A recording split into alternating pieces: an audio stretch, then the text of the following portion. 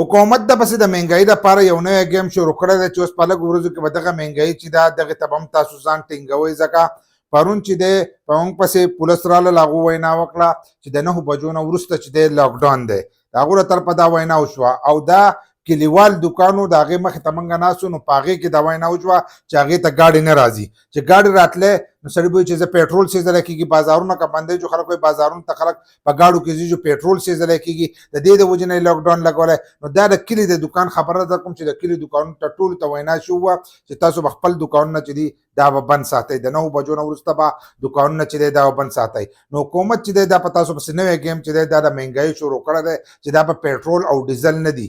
دا اوس په تاسو پسې دا ګیم شروع کړی دی چې بجلی چې دی دا راپسې اوس ګرانوي. بجلی چې دی دا راپسې ګرانوي. موږ خو وایو ځه خام تیل چې دي هغه د هغې طرف راځي چې مشکله جوړه ده.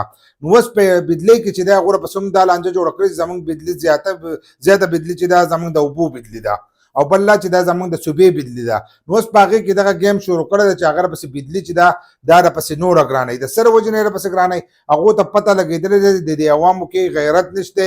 څوک عمران خان یادوي، څوک نواز شریف یادوي، څوک مولانا یادوي، څوک دغه ځکه هغه بل یادوي. لکه د هر یو سړی چې د هغې په منځ کې تقسیم کړی دی او د خپل حق تپوس چې دی دا نه کوي، چې د خپل حق تاسو تپوس نه کوئ. نو حکومت د دې نه دغه پیدا چې دی دا اوچته کړه. هغو تیل ګران کړل خو د تیلو سره ټیکس چې دی دا هم ولګولو. داسې ونه کړل چې تیل خالي ګران کړل خو خپل ټیکس چې دی د حکومت هغه سره هم ولګو. په ټوله دنیا کې چې دی هغو ټیکسونه کم کړل. په تیلو کې چې کم ټیکسونه و هغه یې کم کړل چې په عوامو باندې بوج رانه شي.